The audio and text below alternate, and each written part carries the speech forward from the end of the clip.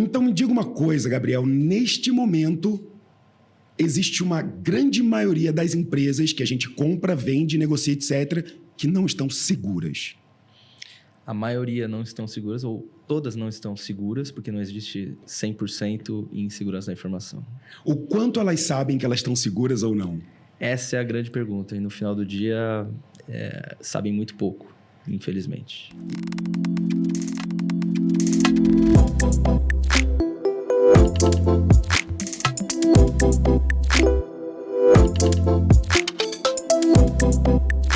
Big Deals Talks, o podcast do Investidores VC, onde grandes negócios encontram grandes mentes. E para falar desse papo aqui hoje, não tem ninguém melhor do que Gabriel Paiva, que é fundador e CEO da Defense Security, que, cara, eu tenho uma história nesse mundo da segurança também, a gente vai falar bastante sobre isso, mas é uma empresa especializada em realmente entender, ajudar e redesenhar essa segurança nesse momento onde tudo está indo para esse digital, onde todas as negociações, onde todas as transações, onde as APIs, onde as pessoas se relacionam, muitas vezes na vida real, mas por trás delas tem um digital rolando 24/7. Vocês atingiram uma super receita, é uma empresa de mais de 60 milhões de clientes.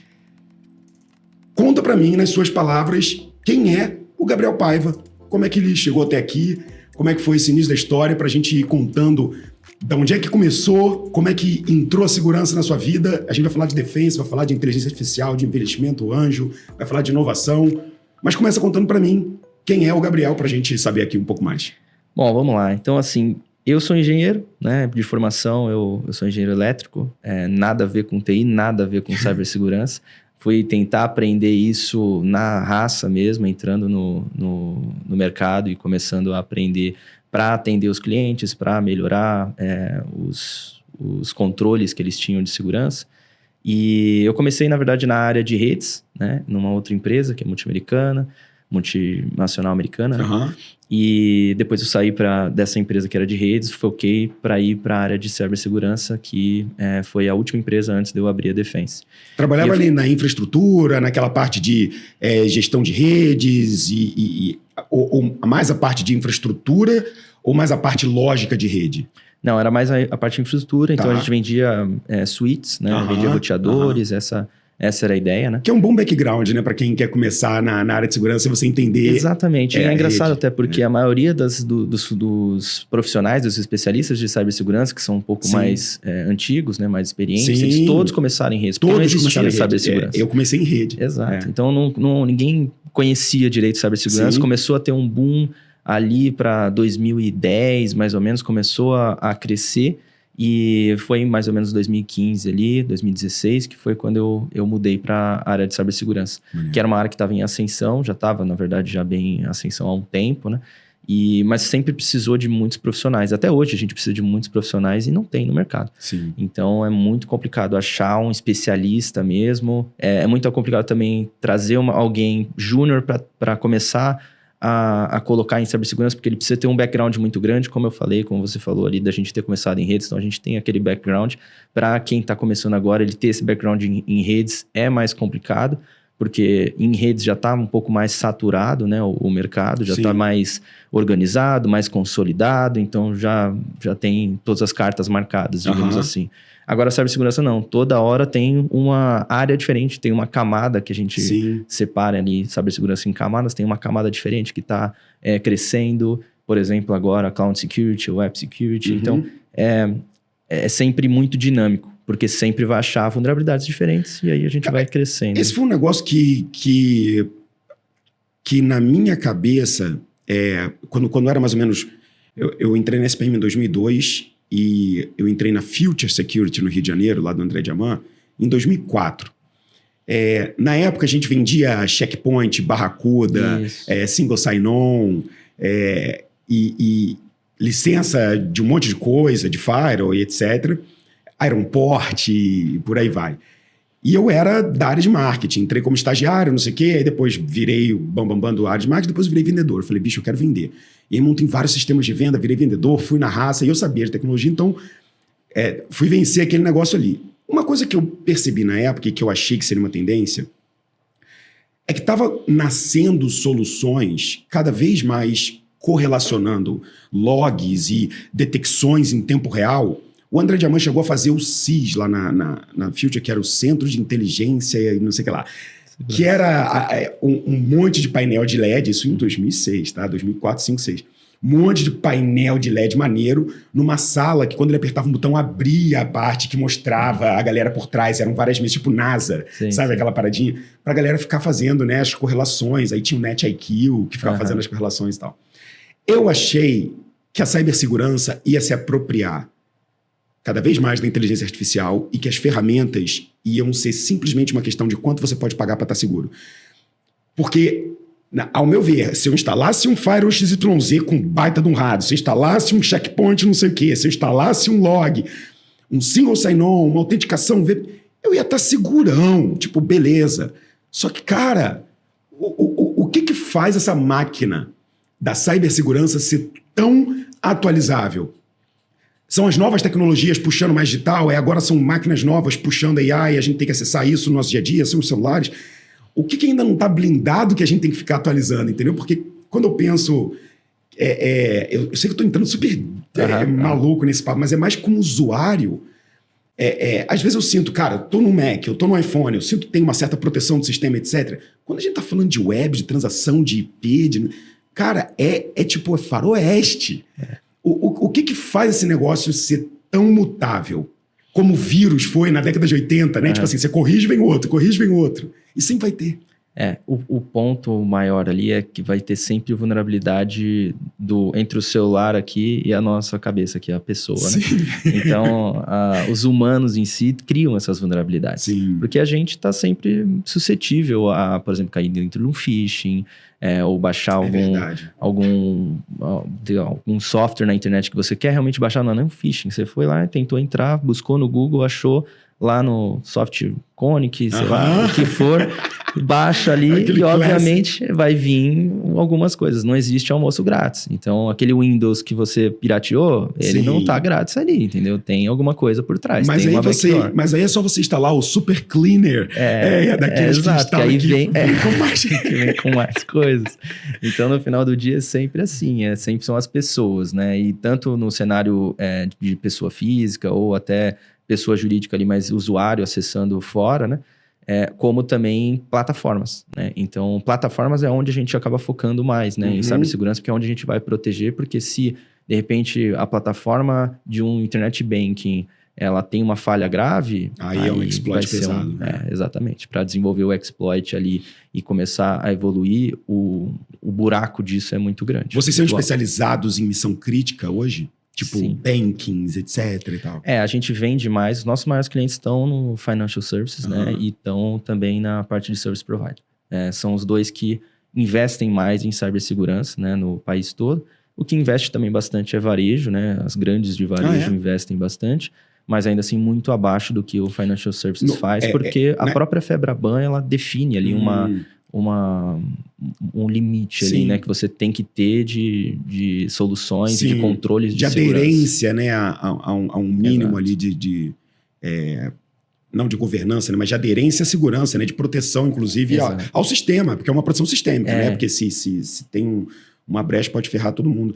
Agora, você falou que as empresas de varejo, mais na parte de e-commerce delas ou não? Na operação como um todo? Controle de estoques e pagamentos, etc. Principalmente a plataforma. Né? A plataforma de e-commerce. Onde tem usuários usando, né? Onde as pessoas podem... Porque é onde está exposto à internet. Então, assim, a gente teve um dos nossos analistas, por exemplo, que estava comprando uma passagem aérea.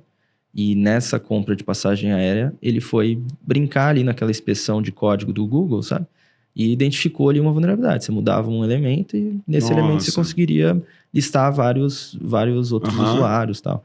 E era uma vulnerabilidade grave em relação a vazamento de dados. Claro. Não dava para a gente explorar e entrar dentro do sistema, não. Mas já dava para enumerar vários clientes. Idade de nascimento de um monte de gente, CPF, exato, várias informações. Então, ali, só brincando, ele já achou, sabe? Então, lógico que a gente está pegando um exemplo de uma pessoa que é um grande especialista e consegue fazer isso de uma forma que parece filme, né? Sim. Mas é possível fazer isso. Então, essa plataforma que está exposta à internet é a principal. É que tem muita gente tá tão fácil, na verdade, para o cybercrime mesmo, né? Que move mais de um tri aí no background, né? Que a gente não consegue ver. Isso é bizarro. Tá tão fácil para eles que eles têm tantas empresas para eles atacarem que às vezes algumas que estão com uma falha grave ficam batidas, sabe? Sim. Então, por isso que a gente sempre vai atrás dos clientes, né? Justamente para tentar ajudar eles nessa jornada. Porque é uma jornada, não é um cenário que você vai comprar um Firewall, por exemplo, né? Como era lá atrás. Lá atrás era isso. Lá atrás você comprava um Firewall porque era só o Firewall que existia. Comprava as caixinhas e estava tudo certo. Era só o Firewall que existia. A gente não tinha essa inteligência por trás e não tinha tantas formas de bypassar, por exemplo, a segurança que o Firewall faz. Hoje tem. Hoje o Firewall ele é a primeira camada. Ele é o mínimo que você tem que ter. É o mínimo. Né? E depois tem várias outras camadas que você tem que ter de controle, até, por exemplo, de movimentação lateral, né? Que a gente chama. Então, na hora que o hacker entrou por uma plataforma ou entrou por um ficha, entrou de qualquer forma que já bypassou o firewall, já está dentro do seu computador, ele vai fazer o quê? Ele vai olhar o seu computador e de repente pegar uma foto sua? Pode ser que ele faça isso, mas no final do dia ele quer acessar algum lugar que tenha, por exemplo, informações privilegiadas, ou pegar um cartão, internet banking, e assim vai. Então, pensando numa empresa, ele vai entrar dentro de uma vulnerabilidade, de repente, no RH, mas ele não quer ficar na RH, ele quer ir pro financeiro. Ele vai ficar ali paciente. Ele quer ir ali para pegar algum segredo de indústria. De estratégia. Exato, de estratégia. Então, ele vai para os lugares mais interessantes. Essa movimentação lateral, por exemplo, o Firewall nem vê. Ele já tá lá. Claro, ele já tá dentro. Já tá lá dentro. Então, é só um exemplo, né, de outros controles que você tem que ter para você realmente ter uma segurança e agora que você foi completa. Falando isso, eu lembrei de um outro ponto que é o seguinte. Essa empresa, que todo mundo acessa com o seu computador, etc., está dentro da rede, esse funcionário vai para casa dele. Exato. Muitas empresas, esse cara leva o laptop de um lado para o outro, conecta em casa, conecta não sei onde. Lá ele tem proteção, em casa ele não tem. Exato. Ou quando ele pluga o laptop dele, ou quando ele usa de um jeitinho, peraí, mas o meu iPad eu boto na senhazinha aqui diferente, eu não passo por dentro do login. Aí daqui a pouco, bum, esse cara é como se fosse realmente uma epidemia que pode acontecer e se tiver as pessoas certas, pode dar um grande prejuízo. Você falou que é em torno de 1 trilhão. O prejuízo em cybercrimes. Assim, tem várias contas, né, no final do dia, né? Tem gente que fala em 500 bi, né? Tem gente que fala em 1 tri. Mas é gigantesco. Não tem como saber, porque tá tudo em Bitcoin, né? As transações que são na Dark Web, na Deep Web. São transações que às vezes é em dinheiro, então não tem como saber, é tudo uma estimativa, né?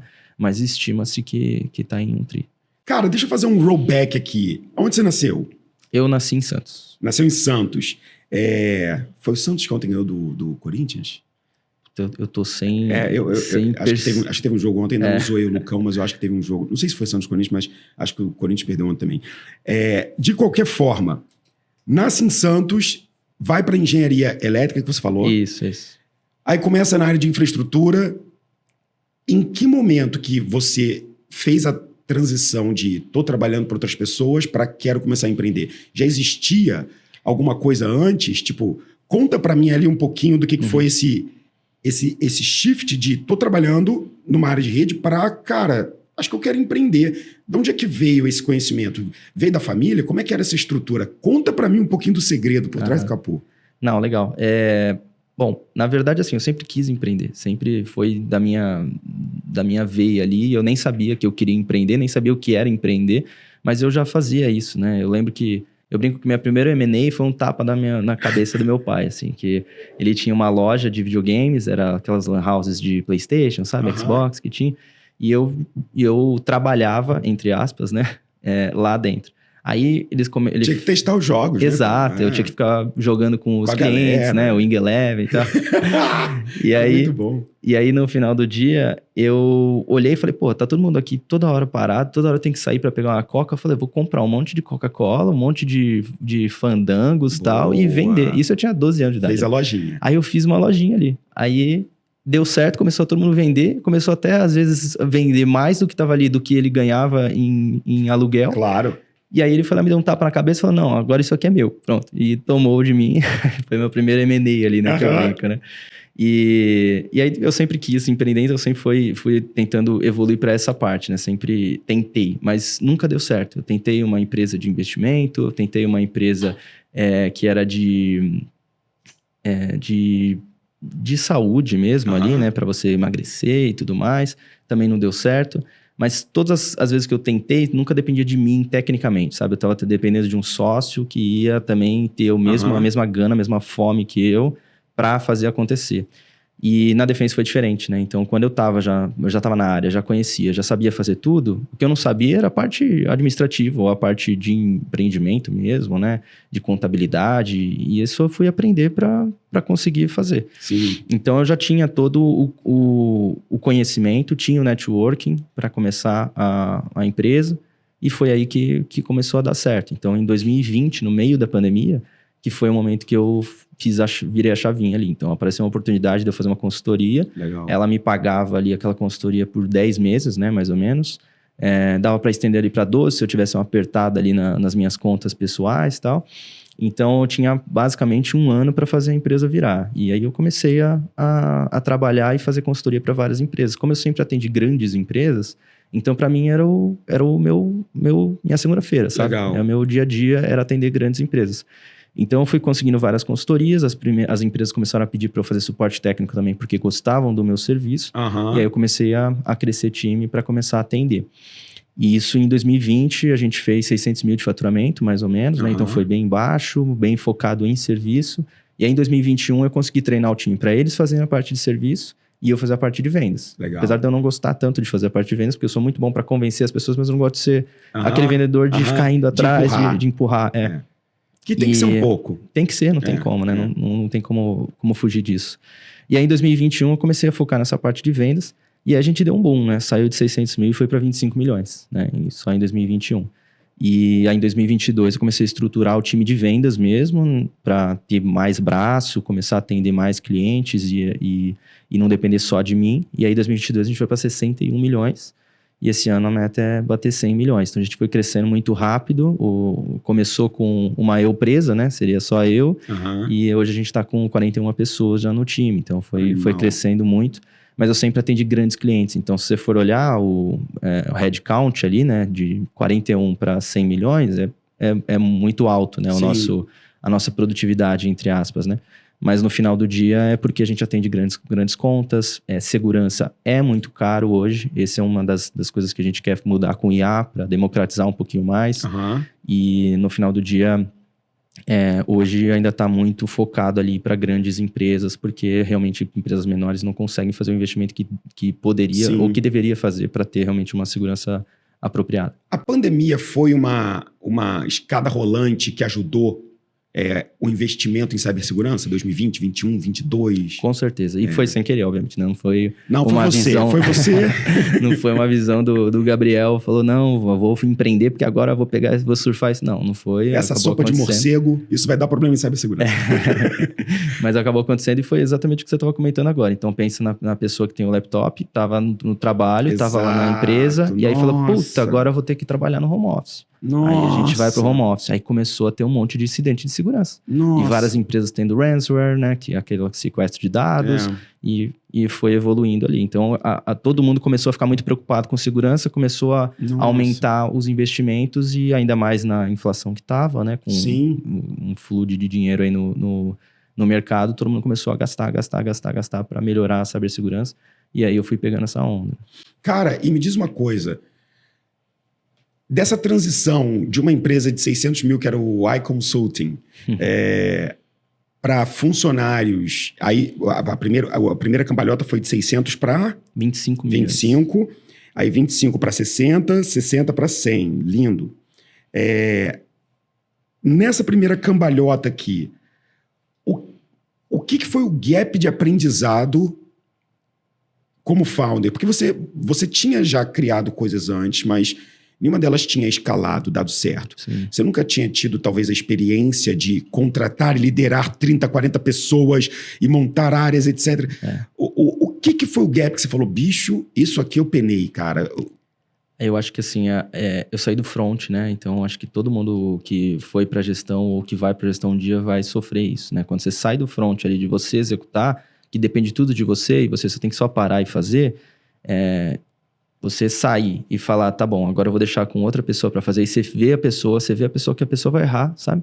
Mas você tem que deixar ela errar, porque você tem que ter a paciência ali para ela ter o aprendizado que você também teve lá atrás quando deixaram você errar. Sim. E essa paciência e essa frieza até, né, de você olhar e falar, tá bom, deixa ele falar, deixa ele errar, ele daqui a pouco vai entender que ele errou e ele vai corrigir isso, sabe? Essa é a parte mais difícil, né? Porque você sente que você poderia estar fazendo melhor do que a pessoa que tá lá, mas você sabe que se você não deixar a pessoa melhorar, você não consegue escalar também, né? Então, acho que esse foi o grande cenário ali.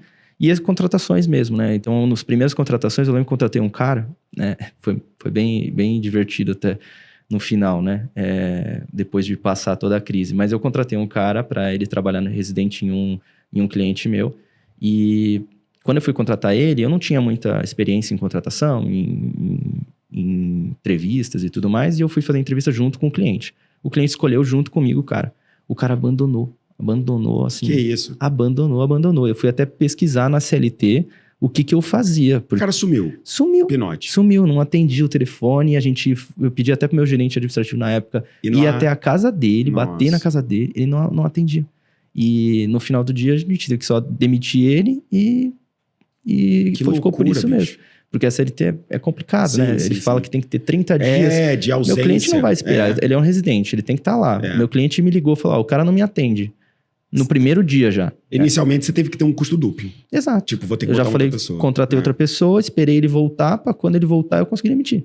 E demorou uns 15, 20 dias, aí ele voltou e falou, eu queria sair, vou pedir demissão, e aí eu fui ainda consultar o jurídico. No final do dia era melhor eu demitir do que eu aceitar a demissão. Certinho. Ele voltou dentro do prazo. Exato. Uma vez quando tinha algumas coisas que os funcionários faziam, eu tive um coworking, né? Não na época aqui do investidores, mas eu tinha um coworking e a gente tinha lá o pessoal que ajudava na limpeza, na cozinha, tal. E tinha uns comportamentos que a gente já sabia que a pessoa tava rateando, assim. Era tipo carro quando começa a dar problema, tipo, você fala, cara, correr dentado, tá indo pro brejo.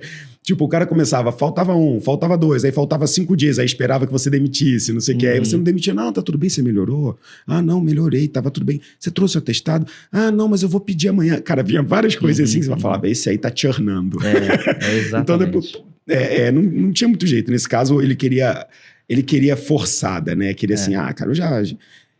A CLT, ela tem coisas boas e coisas ruins. Algumas coisas boas, principalmente para proteger a galera que tá trampando. Agora, em compensação, bicho, que dor de cabeça que às vezes dá pro empreendedor, que nesse caso teve que ter custo duplo para atender o cliente e não perder o contrato. Exatamente. Eu tava no começo ainda, né? Então era complicado. Tipo, todo o problema... Você foi lá. Exato. Todo problema eu tinha que resolver. Eu tinha que fazer alguma coisa. Eu mandei uma pessoa do meu time que era mais júnior, né? Não era que nem o cara que na teoria era sênior, né? Mas pela responsabilidade que ele não teve, obviamente não era. E tive que jogar uma pessoa para dentro e ficar ajudando ela lá até eu conseguir contratar outra pessoa, que não é fácil contratar também, então é difícil. Hoje, como é que vocês fazem para contratar? Como é que você fica com... Na verdade, eu tenho 2 perguntas. A primeira essa terceirização ou esse placement, sei lá, esse secondment, que é botar o cara lá em place, né, trabalhando na empresa, uma grande linha de negócios na defense ou não?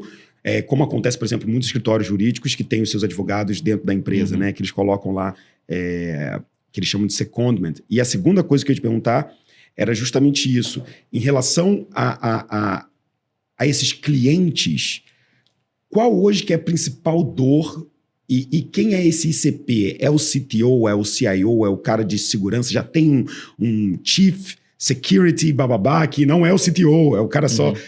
Quem é o clientão da Defense e qual geralmente é a maior dor que eles trazem, assim, né? Não abrindo os clientes, mas, cara, isso aqui eu tô precisando de ajuda, isso aqui estão fazendo ruim para mim, isso aqui eu nunca fiz e preciso. Qual que seria esse ICP aí? Então, começando pela primeira, né, dos residentes, ela não é uma linha grande de negócio nosso, mas até alguns concorrentes nossos, eles focaram muito em fazer isso, né? Fazer meio que esse outsourcing ali, né? Era isso, outsourcing. Isso. E não é uma linha de negócio tão grande pra gente, mas a gente faz também, porque a gente tem a capacidade de treinar também as pessoas de uma forma muito mais acelerada e muito mais reconfortante pro cliente. Então, de modo geral, eles acabam contratando de fora do que eles ficarem contratando como headcount. Geralmente é mais barato para os clientes grandes eles fazerem isso do que eles contratarem para dentro da empresa com todos aqueles benefícios que eles têm, entendeu? Então, é diferente. Eles geralmente contratam os caras que são já especialistas, ou gerentes, ou coordenadores, ou até seniors ali, e os outros eles vão acabando, vão fazendo outsourcing, né?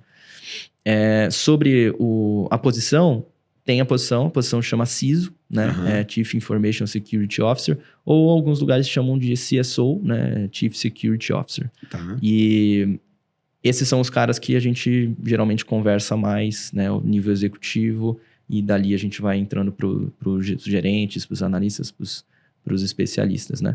E esses caras, realmente, assim, o que eles vão abrir para a gente é realmente a estratégia deles. Então, cada CISO tem sua estratégia, cada CISO ele entende, por exemplo, tem CISOs que entendem que é melhor fazer uma segurança baseado em redes, olhando sempre para tráfego de rede, e outros eles entendem que tem que olhar mais para endpoint. Né? Então, os dois vão sempre olhar para as duas coisas, para network e para endpoint. Mas tem pessoas que vão pesar mais para um lado, pessoas que vão pesar mais para o outro, aí depende muito da empresa. E aí tem os controles que eles são baseados geralmente em frameworks, né? Como o NIST, por exemplo, que é um dos mais usados. São frameworks de segurança que você vai criando controles. E layers, né? De segurança procedural. E camadas de segurança para você se proteger. E se a empresa não tem o CISO ainda, ela provavelmente não é o cliente ideal, ou tem muita empresa que não tem um chefe de segurança e que é o cara de inovação ou o CTO que fala, bicho, eu que vou contratar vocês porque aqui a gente não tem um CISO, mas eu que boto a mão nisso tudo aqui. Tem esse formato também, ou geralmente o cliente ideal é o cliente que já tem o CIS, né? Que já tem lá o... o nosso cliente ideal hoje, né? Porque a gente atende grandes empresas, o cenário que eles já têm um CISO, já tem uma estratégia de segurança, talvez, e a gente vai lá ajudar nessa jornada. Como eu falei, vai ser uma jornada por quê? Porque o dinheiro não é infinito. Sim. No final do dia, o budget é muito menor do que eles deveriam ter, né? Para fazer toda a parte de segurança e realmente fazer tudo funcionar com processos, com tecnologia e com a estratégia que eles têm. Mas, no final do dia, o que eles acabam entrando em contato com a gente é justamente para resolver um problema específico. E aí, nesse problema específico, quando a gente entende o problema raiz, aí vai ramificando para outros problemas que eles têm também, que são importantes, ou tão importantes, ou até mais importantes do que ele estava vendo. Então, a gente gosta muito de criar projetos e não de ficar caçando projetos, sabe? Então, porque se ele quiser, ele pode ir em várias empresas como a Defense e pegar a melhor cotação entre todas as opções e comprar o preço, o custo-benefício para ele, né? Então, a gente faz realmente um trabalho de consultoria, né, junto nessa venda, uma venda muito consultiva, para a gente realmente entender toda a criticidade do negócio, entender quais são os pontos críticos, quais são os servidores críticos, quais são as pessoas críticas dentro do negócio, para a gente conseguir proteger primeiro as joias da coroa, né, que a gente chama, e depois a gente vai para o resto dos controles, né. Então, geralmente é assim que a gente trabalha. No cenário de empresas menores, né, que não tem um CISO, a gente atende também, aí a gente pode atender como serviço. Geralmente a gente faz o que a gente chama de MSSP, né, que é um Managed Security Service Provider, né? Então a gente provê serviços gerenciados. Aí é como se fosse um CISO as a Service. Aí de tempos em tempos vocês fazem aquela revisitação. Exato. Aí é um CISO as a Service, Legal. A gente entende ali qual é o problema do cliente, e depois que a gente entende os problemas, a gente começa a atingir de novo as joias da coroa daquela empresa, mesmo que seja uma empresa menor, sempre vão ter joias da coroa, e a gente vai expandindo para toda a empresa. A gente vai começar a entrar num tema aqui que você também domina bastante, cara. Startups geralmente são negligentes com cibersegurança, né? Bastante, infelizmente. É o lance da grana que você falou? É o lance da grana. E eu acho que tá certo, tá? Infelizmente tá certo. Pensando como negócio agora, esquecendo o meu lado de cyber, né? Eu acho que tá certo. Tem que focar onde a empresa não vai morrer. Porque a startup ela tá brigando todo dia para ela não morrer. Exato. Então ela tem que crescer mais do que o próprio concorrente que tá lá na frente. Por quê? Porque senão ela vai morrer. Então, no final do dia, ela tem que investir aonde precisa investir para ela continuar viva. Depois que ela estiver já vivendo já acima da água, entendendo bem, aí ela começa a investir em cibersegurança e começa a resolver os problemas. Sim, e eu estava conversando outro dia com o Toledo aqui no podcast, e ele me contando umas coisas da época de meio de pagamentos, que teve um business deles que que faliu, porque não quando estava ainda no early stage, mas quando começou a dar um pouquinho mais certo, eles tiveram umas fraudes, na verdade não faliu não, foi só um BO que eles passaram. Eles tiveram assim um nível de fraude, que um cara achou uns exploits lá, que era surreal, sabe? A empresa geralmente tem a receita ali de 250 mil, 300 mil, um GMV de 3 milhões, e aí um cara no mês dá um prejuízo de 1 milha, sabe assim, que você quebra 3 meses da empresa, assim. E ele me contando um pouco disso, porque realmente as startups, apesar de hoje a gente nascer já sob camada de segurança, né? A gente tá na cloud da AWS, não sei o quê. Mas no final, a construção do software, ela permite você fazer besteira ou não, independente da segurança que está lá na cloud. E eu acho que é esse o foco. Esse é o foco que a startup tem que ter. Ela tem que fazer um desenvolvimento seguro. É isso. E era nesse ponto que eu queria entrar. Quando você fala do CISO as a Service, etc., não deveria ter um espaço para esses CTOs entenderem um pouco mais disso, ou terem um CISO as a Service. Eu não vejo esse produto ainda encaixando um PMF no mundo das startups, mas os CTOs não deveriam começar a ter um pezinho, nem que seja nível basic? Sim, eu acho que principalmente para desenvolvimento seguro. Tá? Pelo menos isso. Porque, a estruturação começa às vezes flawless, entendeu? Se o cara faz certinho, ele já nasce com pelo menos algumas proteções, não com idiotices de sistema. Que você entra, vê lá a rotação, numeração das páginas, você vai botando números na mão, você consegue ver listas de usuário, listas de pedidos, entendeu? Tipo, isso foi erro do cara fazer. E é erro de desenvolvimento, assim. O desenvolvedor, ele não tá focado nisso. Ele tá focado em resolver o problema dele, que é entregar o front-end, o back-end e funcionar, né? Aparecer pro usuário, né? E ficar bonito pro usuário. É isso que ele tá focado. Quero que pare de reclamar, né? Então, ele não tá focado em fazer isso de forma segura ou de fazer isso com vários tipos de controle interno. Então, só você colocar, por exemplo, um Cloudflare ou um WAF ali só direto na AWS, ele não vai resolver todos os problemas. Ele vai resolver alguns, né? Alguns grandes e alguns importantes, mas ele precisa fazer principalmente a parte de desenvolvimento seguro, porque o WAF não vai pegar. A primeira versão da nossa plataforma, eu carregava todos os deals que a gente tinha feito e eu filtrava para mostrar só os daquela rodada atual. Se você desabilitasse o JavaScript do filtro, já era. Aparecia todos os deals das últimas 3 rodadas. Exato. Entendeu?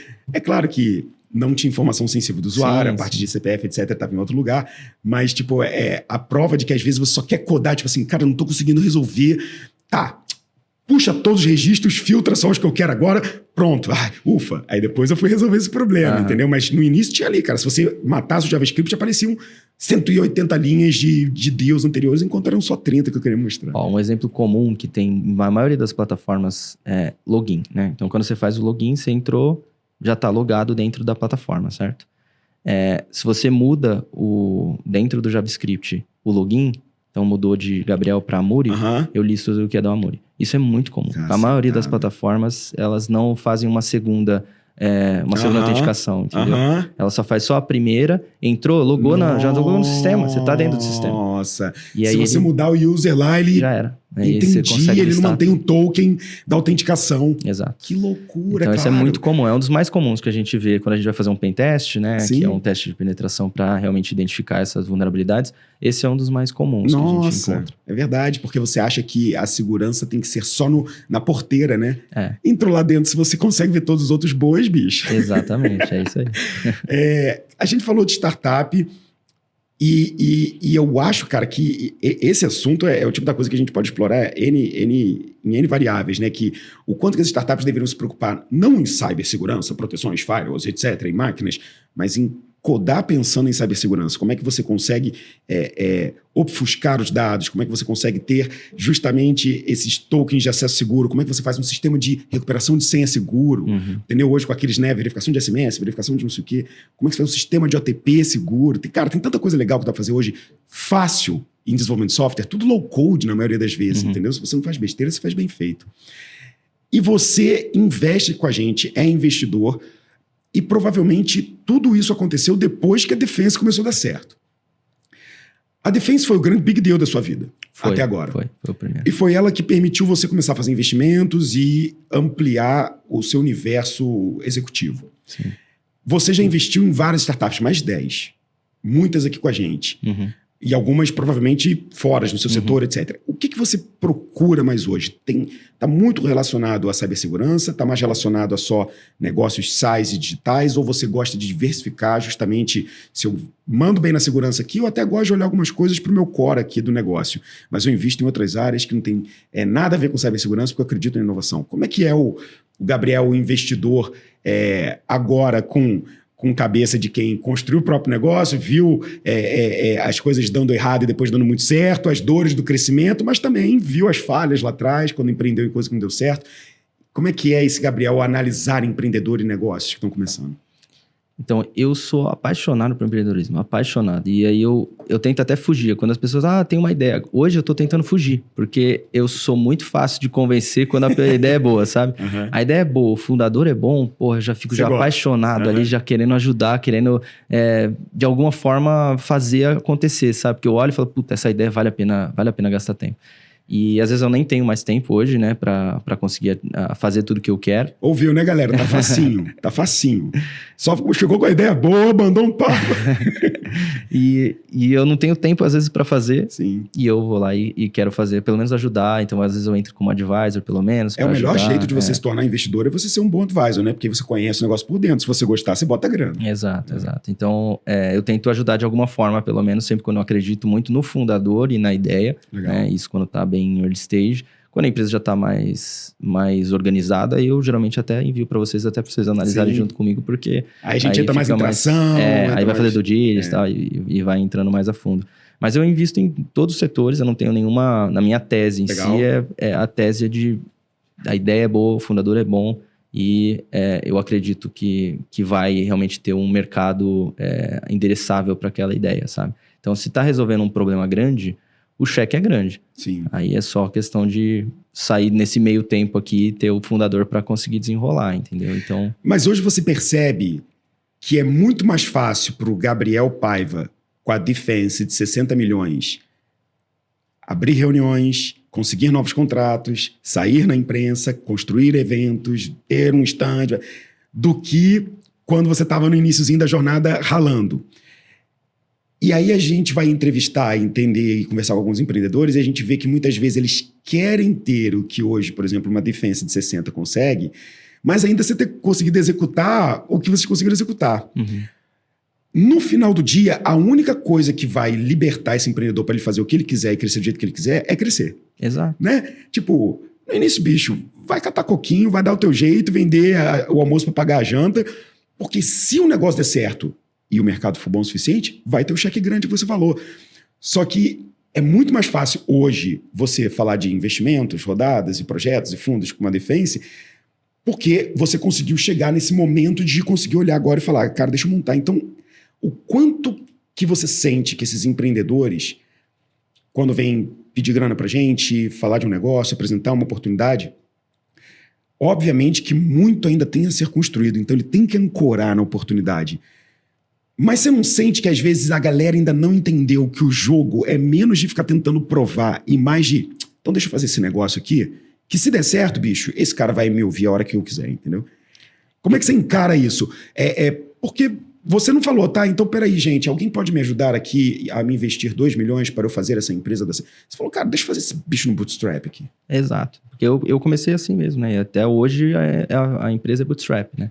Então agora trouxe o Caio, que também é investidor Black aqui com a gente como sócio lá na Defense. Muito então, legal ele está tocando isso, a parte de vendas. Mas no final do dia, eu comecei do zero, sem investimento nenhum e fui crescendo. Então eu tinha que só executar. Sim. É isso. Então eu tinha um plano, Mas o plano deu certo? Não deu certo. E não vai dar certo. Nenhum plano vai dar certo em si.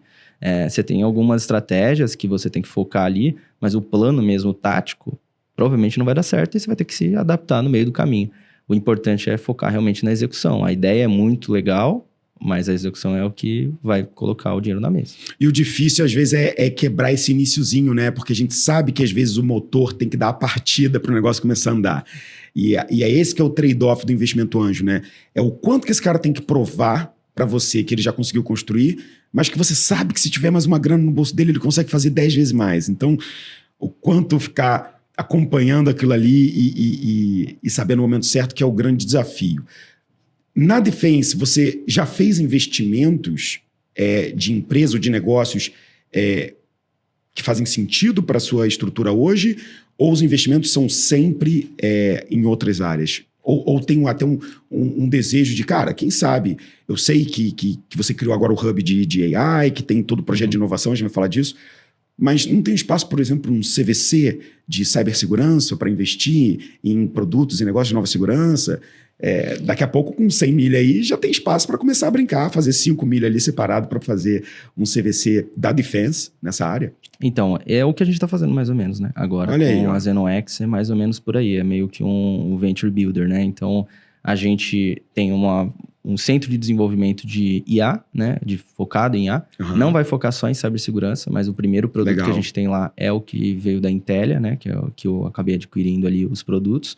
E são focados já em IA, focados em Threat Intel, que é o que a gente tem de produto hoje formado. Só que a ideia de formar a ZenoX, né, para a gente fazer esse centro de desenvolvimento de IA focado em IA, é justamente usar esse código que a gente fez já no produto de Threat Intel, que é o VIDAR, usar ele como sendo base de vários outros softwares que a gente pode fazer para várias outras empresas. Então, a gente vai lançar outras startups aí, logo esse ano ainda tem mais uma que a gente vai lançar pelo menos, e essa startup, por exemplo, que a gente vai lançar vai ser de marketing, não tem nada a ver com o mercado de cibersegurança. Tem uma outra de cibersegurança que aí é uma empresa, a mesma parte que eu vou lançar agora no próximo mês ou agora mesmo em setembro, que não é de IA ainda, mas é uma empresa de serviço que fica dentro do ecossistema da Defense. O ponto é que eu estou usando a Defense como uma empresa de ecossistema. Então, eu tenho a máquina de vendas, eu tenho contabilidade, administração, tenho suporte técnico 24/7, então já tenho toda uma base ali. Como é que eu posso usar mais ainda essa base que eu já tenho da Defense? Eu posso, por exemplo, ter um produto de Threat Intel, vender para os meus clientes e ter o equity aqui dentro dessa empresa. Claro. Então, eu posso fazer isso de várias formas, né? E sempre com a máquina de vendas, com os clientes que eu já tenho, com a confiança que eu já tenho deles também, e obviamente com produtos muito bons. As outras empresas, meus concorrentes, por exemplo, eles costumam fazer uma empresa gigantesca e aí vão contratando funcionário e vai fazendo desenvolvimento do produto dentro da empresa.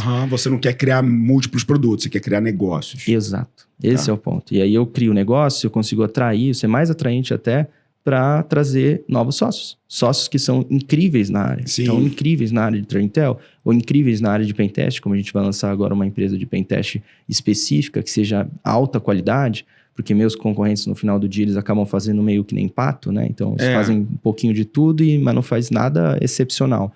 Então, criando empresas, tendo uma pessoa lá que é de alta qualidade, eu consigo ser um hub aqui, sim, mas um hub de alta qualidade. Então, muda um pouquinho ali a forma que eu me apresento dentro do mercado e o que a gente entrega de verdade, né? De resultado. Como é que você acha que as empresas vão comprar AI, cara? Elas vão comprar por baixo dessas soluções, elas estão exigindo AI. AI e eu sou um super fã, uso nos nossos produtos e a gente sabe exatamente o que a gente pode extrair dela, né? Ou pelo menos uma ponta do que a gente pode extrair dela. Tá no começo. Tá no começo. Mas o mercado em si, hypadão na AI. Todo mundo hypadão na AI. Como que eles vão comprar isso? Vai ser obrigatório? Tudo vai ter que ter uma parte onde a máquina vai fazer melhor e mais rápido que o ser humano? Se não tiver algo que desenvolva e facilite minha preguiça, ou que gere uma calhamaça de coisas para mim, ou que correlacione, eu não vou querer mais essa ferramenta. Como que você acha que as empresas vão comprar isso? Ou no final do dia ainda vai ter aquela... Cara, eu prefiro botar um cara ali de R$2.800 olhando linha a linha aquele negócio. O que você está entendendo que é esse caminho onde o B2B compra AI?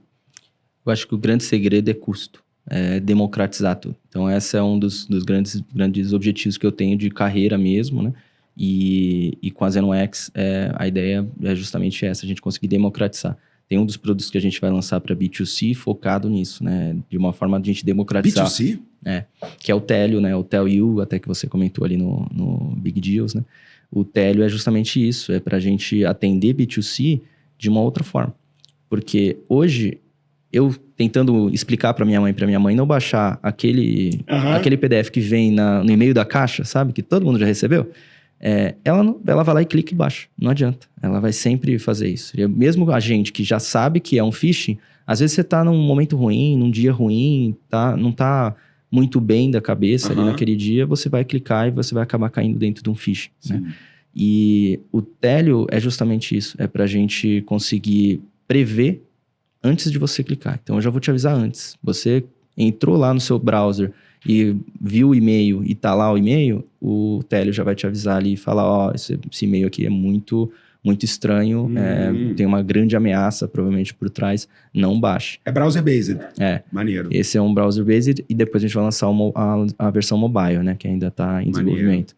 Mas essa é a ideia de democratizar, sabe? Porque hoje já existe isso, só que existe em grandes empresas. Não usa IA, né? Geralmente é um motor de regras, a gente está usando IA já para fazer isso. Então fica muito mais assertivo, né? Com menos falsos positivos. E o outro ponto também que tem muito para executivos, né? Que é uma análise de Dark Web, Deep Web mais profunda. Não essas que a gente acaba vendo nos próprios apps aí, no próprio celular da Apple, tem no Android também, mas uma realmente mais profunda, entendendo ali e vendo todos os fóruns de grandes grupos hackers. Então, a gente já está inserido e a gente faz isso já para grandes empresas e para grandes executivos. Entendi. O Telio, ele vai trazer isso para a pessoa comum. Então, você, por exemplo, ou sua mãe, ou seu pai, ou seu irmão, ele vai poder ver tudo que vazou de dados na Dark Web e na Deep Web. Se tiver alguma citação sua de alguém buscando informações de amor e pinho, você vai saber. Maneiro. Então, isso que hoje é muito focado para executivos de grandes empresas, a gente vai tentar trazer isso democratizando. O Telio, inclusive, vai ter uma versão free, já que vai ser sensacional, que já vai dar para todo mundo usar e já todo mundo ter bastante conteúdo ali, né? Bastante informação, bastante inteligência sobre as ameaças que a gente tem dentro da Surface Web, Dark Web, Deep Web, e em cima de fraudes que podem acontecer com os nossos nomes e nossos CPFs e assim vai, né? Então... O próprio Serasa até ele lançou, sempre fez, né, aquela busca do CPF, não sei o quê, e agora recentemente ele está buscando dados vazados, eu não lembro se é do PJ ou se é do PF, mas eu sei que ele me deu um alerta outro dia de que alguma data, alguma coisa minha apareceu em algum lugar aí, ou seja... Isso foi o suficiente para me fazer querer pagar parada. Ou seja, você realmente está entrando num lugar onde as pessoas têm medo, né? Exato. O segurança é isso, né? No final do dia, né? A gente não vende o travesseiro da sua cama que você vai dormir tranquilo. Você vai vender o medo, né? E aí a pessoa vai entender as tem riscos histórias reais, entrar, bicho. Tipo, na minha família já teve gente que caiu em phishing e perdeu grana. Exato. Tipo, isso acontece toda hora. Então, isso é muito comum. Assim, a IA, ela vai trazer a democratização disso. Eu não conseguiria fazer o que eu estou fazendo agora... sem a IA. Com o IA, eu consigo democratizar isso e passar para todo mundo. Sem IA, eu só faço um valor muito alto e só os executivos vão conseguir pagar. Sim. Então, a IA, voltando ao que você estava falando sobre o mercado, o que ela vai definir ali das pessoas comprarem IA? É o custo. O custo vai diminuir drasticamente. A gente não precisa mais de pessoas para executar muitas das tarefas que a gente precisava fazer. Então, dentro, por exemplo, de Threat Intel, geralmente você tem um exército de N1s, que a gente chama, que são analistas nível 1, só para fazer triagem. Aí depois que eles fazem a triagem, eles jogam pro N2. O N2 faz outra triagem. Depois que faz a triagem do nível 2, aí começa a ir para relatórios. Sim. Então, isso é tudo manual hoje. Todas as empresas fazem manual. A gente está fazendo com hora homem, aí fica caro. Né? Exato. A gente está fazendo com IA. Então, isso, de forma geral, a gente vai economizar muito e a gente consegue diminuir o nosso custo e diminuir também o valor para os clientes. E a gente consegue democratizar. Então, isso vai acontecer para todos os mercados. A gente vai acabar... Os principais setores que tiver muita pessoa executando tarefas que a IA consegue executar... vão ser onde vão ter várias transformações grandes, entendeu? Sim. Principalmente quando você consegue oferecer com AI uma coisa que tem um nível de assertividade bom, talvez não tão ótimo quanto ter 50 pessoas olhando para uma tela na sua frente, mas se você já garantir a segurança que o outro tem 0, o cara provavelmente vai no 0, não vai você, né? Tipo, se já tiver um nível de dificuldade ali, você já tem um nível de dificuldade, já tem uma mureta. Mas eu acho que assim, de modo geral, e eu já vi bastante isso, a assertividade da IA vai ser muito maior do que 50 seres humanos. Né?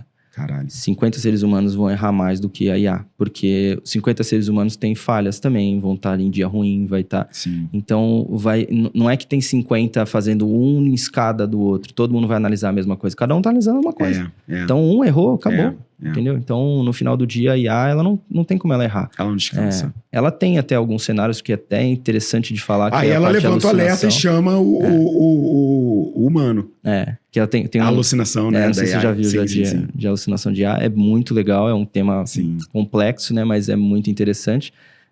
Mas aí é um problema de desenvolvimento ali que você vai fazer com o seu dataset do seu modelo, na sua modelagem de IA, né? Sim.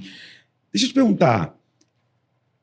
A gente está entrando no nosso último bloco do podcast e eu ainda tenho algumas perguntas para fazer para você. A primeira é: como que você vê, já que você investe em startups e você sabe que no mundo das startups a gente investe, ajuda esse empreendedor a crescer, ele capta as próximas rodadas, ele vai captando grana, crescendo até que vem um evento de liquidez. O que é um evento de liquidez na vida de uma Defense, por exemplo? Porque é uma empresa que cresceu absurdamente nos primeiros anos, que está dobrando agora de novo. Como é que esse mercado é em M&A? O movimento que você fez de M&A, de trazer uma empresa agora para ter um sócio aqui também do Black, é um movimento de consolidar mais esse mercado? É menos vender e mais adquirir novos negócios? Mas lá na frente, qual é o big game?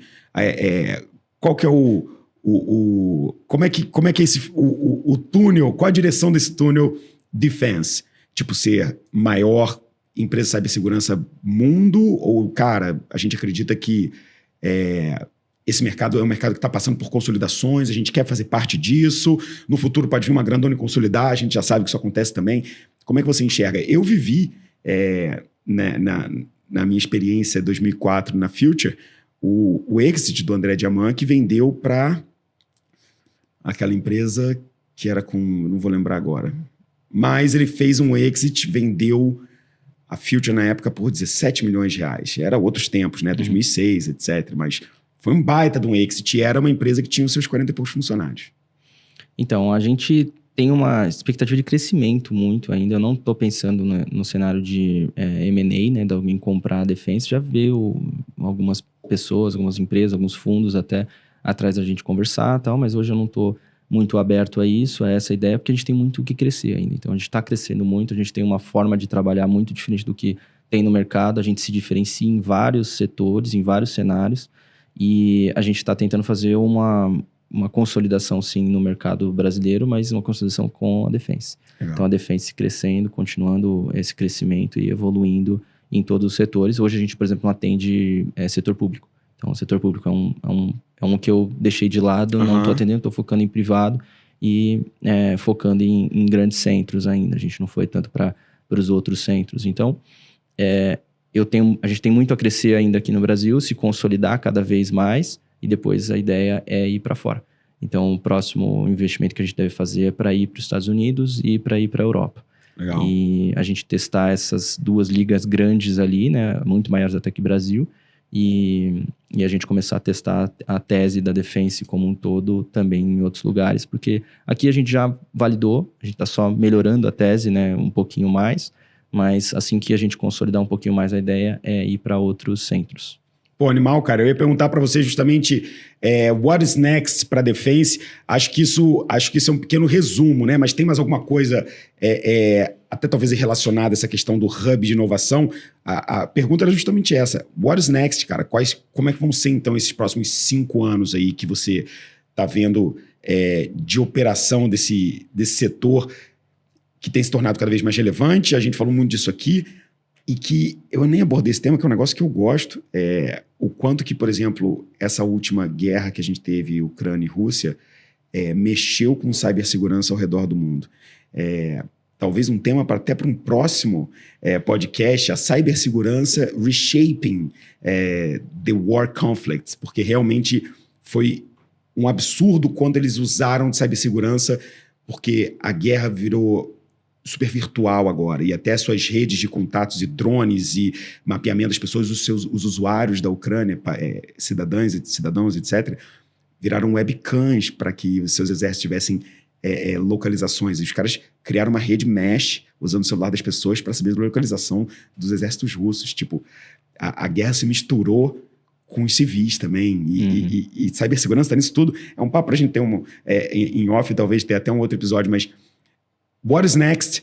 Expansão internacional, Estados Unidos, principalmente com esses produtos baseados em AI, né, que podem ser vendidos para o consumidor final.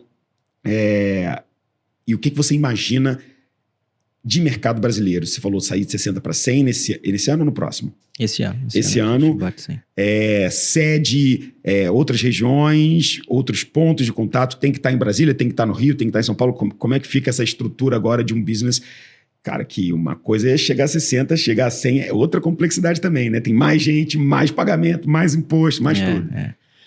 Bom, assim, a ideia é a gente expandir aqui no Brasil mesmo, né? Expandir em todos os centros. Hoje a gente tem só a matriz aqui em São Paulo mesmo. Tem outras empresas em outros lugares, por exemplo, Espírito Santo e tal, mas é mais uma questão de gestão tributária. E a gente vai provavelmente contratar mais pessoas em alguns outros centros, né? Rio de Janeiro, Minas, Brasília, Sul também, e talvez uma pessoa em Nordeste. Presencial, todo mundo? Não, a gente faz tudo híbrido, tá? E é um híbrido bem, digamos que, flexível. A cibersegurança, na minha época, já era bastante híbrido. E assim, a gente fez agora, não fez ainda a inauguração do escritório ainda, né, oficial, porque ainda faltam alguns detalhes, né, porque obra é sempre muito complicado. Mas já tá bem legal, já tá bem bonito. E a gente fez um escritório justamente para o pessoal ir mais pro presencial. Mas não exigindo que eles para eles irem, sabe? É mais um desejo. Né? Um desejo de ir lá porque vai estar mais próximo, porque é divertido estar lá, porque a gente tem várias atividades e tudo mais, tá? Bom, então assim, essa expansão é Brasil primeiro, consolidar bem a marca, né? Um pouquinho parecido com o War, né? Então a gente consolida bem aqui para depois ir para lá, que senão a gente acaba perdendo market share aqui. E depois a gente vai para outros países. Provavelmente tem alguns da América Latina aqui que a gente gostaria de testar, mas é mais complicado, né? O mercado da América Latina é menor, dá trabalho. Sim. Então eu prefiro ir para Estados Unidos e ir para a Europa, que eu pego uma porcentagem pequenininha do mercado, já talvez equivale ao que seria de trabalho aqui em América Latina, né? Obviamente lá é mais competitivo, né? Tem mais competição e mais soluções e mais empresas que são mais robustas até, mas medo de competição o empreendedor não pode ter, né? Sim. Então, essa é a ideia. E qual era a outra pergunta mesmo que você comentou? Não, foi isso. So, what is next, né? Qual que seria os próximos passos do crescimento mesmo? Lembrei. Quando você comentou também sobre outras empresas e tal. Então, a gente está criando uma tese maior, né? Da Defense, que tem outras empresas também por trás. A ZenoX é uma delas, foi a primeira. E a gente vai lançar outras empresas também em paralelo aqui, sempre prezando por essa qualidade que a gente sempre quer entregar para os clientes, né? Sim.